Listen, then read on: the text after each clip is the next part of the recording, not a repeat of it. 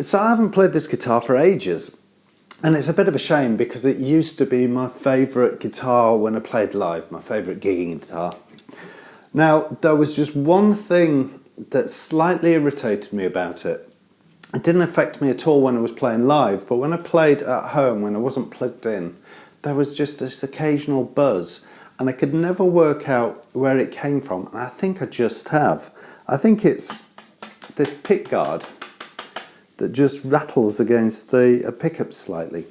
So what I thought I'd do is take it off and see if it makes a difference. So I'll be right back. So what do you think? I actually quite like it. I think it gives it cleaner lines.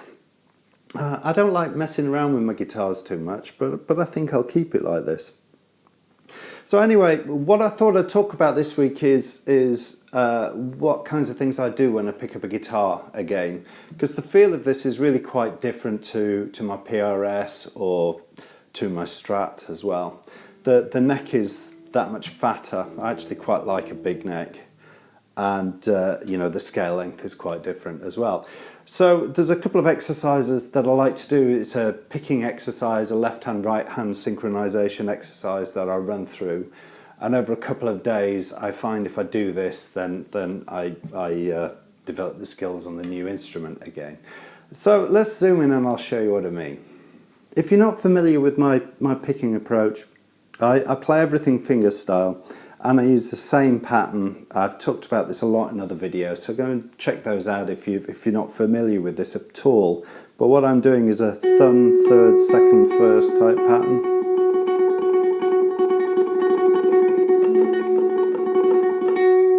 And I use that to play all of the really fast lines that I play. And so irrespective of which note the left hand is playing, my right hand is always doing that thumb, that second, first. And like I say, I've talked about this in other videos, so check those out. I'd rather than me dwelling on it. Now, you really don't need to do this. If you use a pick, that's fine as well. These exercises are just as useful for you. But what I like to do to start with is to just get my hands moving over a little 9-note phrase, little 9-note cluster. So all I'm doing here is I'm playing in D major up on the 10th fret, 3 notes per string, and I just play across 3 strings, 9 notes. And because it's 9 notes, it means that there's a 9-note pattern going on with my left hand and a 4-note pattern going on with my right hand. And this forces an interesting set of phasings as I move across the strings. So I'll play across 3 strings and then I'll reset back a set of strings.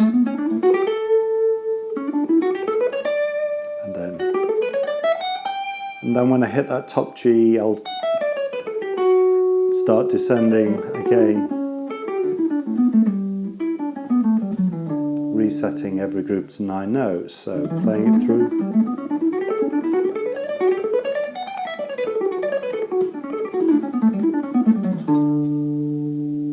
So that's starting with a low note. Once I've got that working, I'll start with the high note first.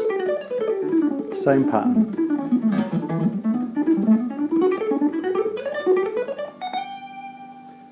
So as you can see, this starts to really get my hands working together, and I'm trying to get that synchronization working between my hands as well.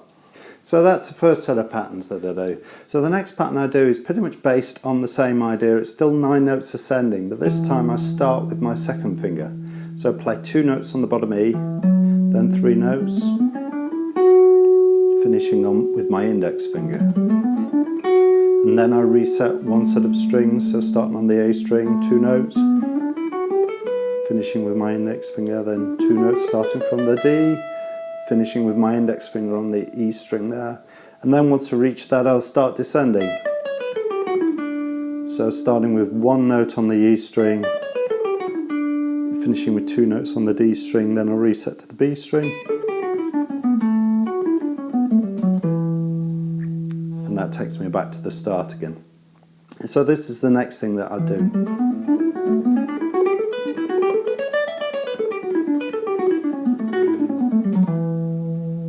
And just like before, I play exactly the same pattern again, but starting from the top E.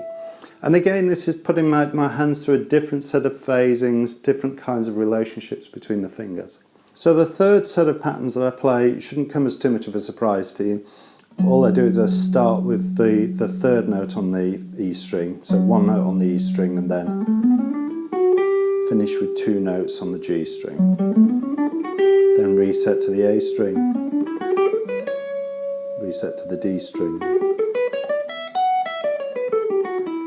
until I've reached the E string, and then I come back down. And then reset to the B string, reset to the G string, and that's taken me back to the start again.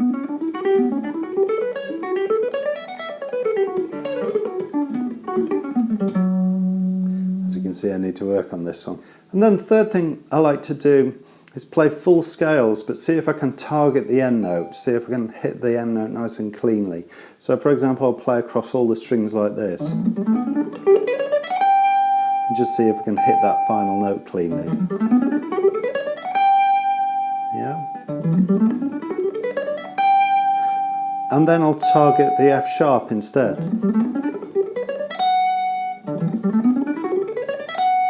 And then the E.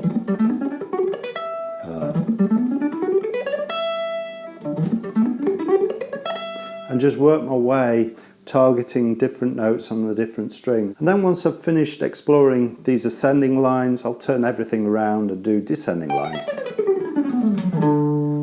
Firstly targeting that low D, and then maybe the E.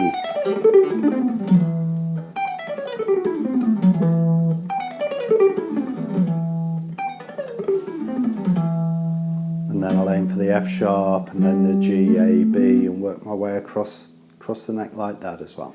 So I find if I focus on those kinds of exercises for a few days, then it's like I've never stopped playing the instrument. So I find that really useful. Actually, I'd be interested to hear if any of you guys are using my finger picking techniques as well. And obviously, if you want me to do more videos like this, I'm very happy to as well. Otherwise, we'll chat next time. Goodbye.